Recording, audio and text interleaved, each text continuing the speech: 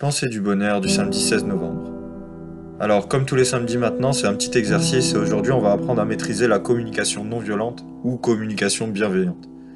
Alors, la communication non violente, tout d'abord, pour ceux qui ne le savent pas, elle fonctionne sur le principe simple d'une recherche constante d'une conversation qui est constructive et qui permet d'exprimer de façon la plus cohérente possible les besoins.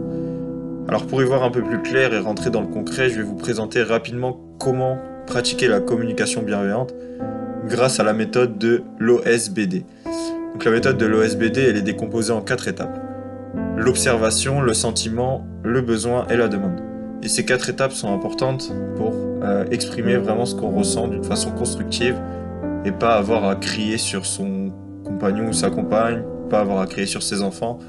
Essayer vraiment d'exprimer ses besoins et sa demande de façon la plus claire possible. Alors dans la première partie, donc l'observation, va vraiment falloir observer la situation et la décrire sans la juger.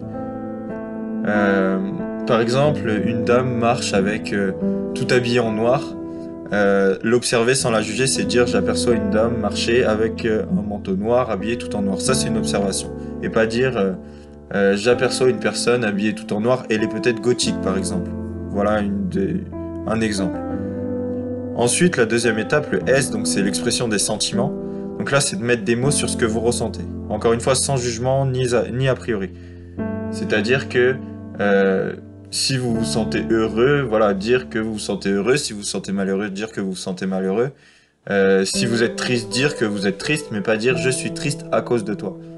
Dire je me sens triste, je sens une sensation de tristesse. Donc la première étape, j'observe sans juger. La deuxième étape, je donne mon sentiment, encore une fois, sans porter de jugement. La troisième étape, c'est le besoin. Donc après avoir décrit la situation, il va falloir évoquer à la personne avec qui vous discutez ce dont vous avez besoin. Si vous êtes triste, de quoi avez-vous besoin clairement pour ne plus être triste? Prenons un exemple simple. Une personne vous manque, par exemple, vous sentez un sentiment de manque, et vous avez besoin que cette personne soit un peu plus présente à côté de vous. Donc voilà, vous lui formulez simplement le besoin. Je me sens triste, tu me manques. Est-ce qu'il est possible de passer un peu plus de temps ensemble? Et enfin, la dernière étape, donc c'est la demande. Donc cette dernière étape est en lien avec le besoin, mais vraiment l'intérêt de cette dernière étape, c'est de faire confirmer à l'interlocuteur qu'il a bien compris ce que vous lui demandez. Avec une technique simple de reformulation. Est-ce que tu es d'accord? Est-ce que tu veux bien qu'on passe plus de temps ensemble, etc., etc.